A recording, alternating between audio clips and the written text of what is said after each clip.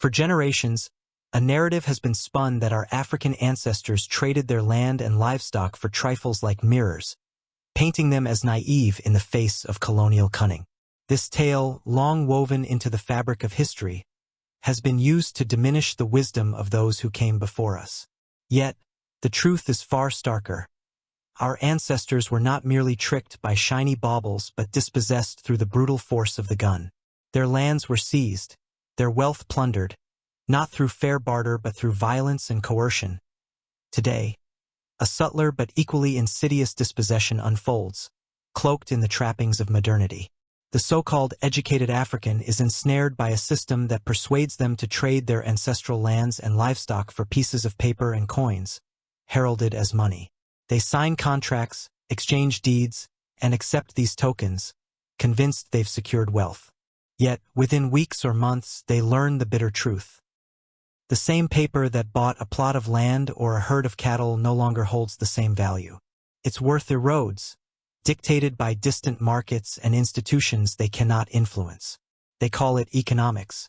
But to those who see clearly, it is a sophisticated theft, as devastating as the colonial guns that stripped their forebears. This dispossession extends beyond currency to a deeper deception about the very nature of land. Land, a finite resource like air and water, cannot be manufactured or created. It is not property to be owned, any more than the sky or the rivers can be claimed. Yet, modern Africans have been convinced otherwise. They've been told they are citizens of a land they do not truly possess, a land still controlled by the descendants of those who conquered their ancestors. They are handed a green book with their picture or a plastic card, symbols of a supposed citizenship, and told to take pride in their patriotism. But how can one be a citizen?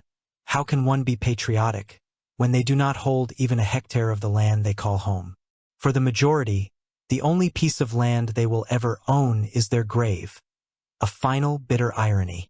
Even this small claim is not secure, as those who inherited the spoils of conquest can exhume these resting places to make way for a mall or some other monument to profit. True connection to the land is not a title deed or a plastic card. It is rooted in stewardship, not ownership. The notion of land as property is a colonial construct, one that has fractured the African spirit. Land should not be a commodity to be bought or sold but a sacred trust, better managed by the state for the collective good. Nationalizing land would ensure it serves all, not just the few who wield paper titles. To be South African is not to carry a card or salute a flag. It is to be rooted in the soil, to have a stake in its care and its future, without at least a hectare to call their own. Not as property but as a shared responsibility, no one can truly claim to be of this land. The modern African, lured by the illusion of citizenship and the false promise of money, has been dispossessed once more, trading the eternal for the ephemeral. They are left to grapple with the haunting question: how did we let ourselves be fooled again, when even our graves are not safe from those who claim the land as their own?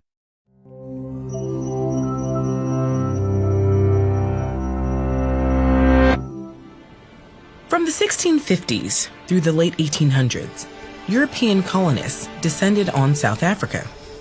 First Dutch and later British forces sought to claim the region for themselves, with their struggle becoming even more aggressive after discovering the area's abundant natural resources. In their ruthless scramble, both colonial powers violently removed numerous indigenous communities from their ancestral lands. Yet despite these conflicts, the colonizers often claimed they were settling in empty land devoid of local people. These reports were corroborated in letters and travelogues by various administrators, soldiers, and missionaries. Maps were drawn reflecting these claims, and prominent British historians supported this narrative. Publications codifying the so-called empty land theory had three central arguments. First, most of the land being settled by Europeans had no established communities or agricultural infrastructure. Second, any African communities that were in those regions had actually entered the area at the same time as Europeans, so they didn't have an ancestral claim to the land. And third, since these African communities had probably stolen the land from earlier, no longer present indigenous people, the Europeans were within their rights to displace these African settlers. The problem is that all three of these arguments were completely false. Almost none of this land was empty, and Africans had lived here for millennia. Indigenous South Africans simply had a different practice of land ownership from the Dutch and British. Land belonged to families or groups, not individuals. And even that ownership was more focused on the land's agricultural products than the land itself. Community leaders would distribute seasonal land rights, allowing various nomadic groups to graze cattle or forage for vegetation. Even the groups that did live in large agricultural settlements didn't believe they owned the land as private property. But the colonizing Europeans had no respect for this system of ownership. They concluded the land belonged to no one and could therefore be divided amongst themselves. In this context, claims that the land was empty were an ignorant oversimplification of a much more complex reality. But the empty land theory allowed British academics to rewrite history and minimize native populations. In 1894, the European Parliament in Cape Town took this exploitation even further by passing the Glen Grey Act. This decree made it functionally impossible for native Africans to own land, shattering the system of collective tribal ownership and creating a class of landless people. To justify the theft, Europeans painted the locals as barbarians who lacked the capacity for reason and were better off being ruled by the colonizers. This strategy of stripping locals of their right to ancestral lands and casting native people as savages has been employed by many colonizers. Now known as the empty land myth, this is a well-established technique in the colonial playbook, and its impact can be found in the history of many countries, including Australia, Canada, and the United States. And in South Africa, the influence of this narrative can be traced directly to a brutal campaign of institutionalized racism. Barred from their lands, the once self-sufficient population struggled as migrant laborers and miners on European-owned property. The law forbade them from working certain skilled jobs and forced Africans to live in racially segregated areas.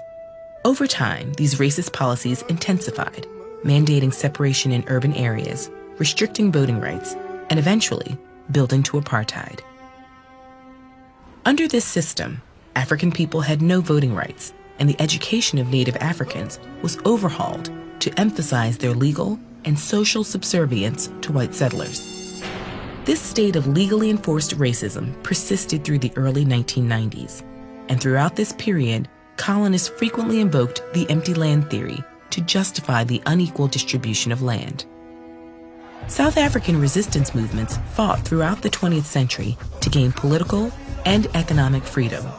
And since the 1980s, South African scholars have been using archaeological evidence to correct the historical record. Today, South African schools are finally teaching the region's true history, but the legacy of the empty land myth still persists as one of the most harmful stories ever told. The effects of colonization still reverberate today, and other African nations continue to free themselves from its legacy. Get to know the story of the revolutionary Thomas Sankara and his journey to wrest Burkina Faso from colonial... That's a wrap, folks. But before you go, keep this in mind. Their smoke and mirrors are just theatrics, pulling your focus from what truly matters. The real fight? It's always been about the land and the economy.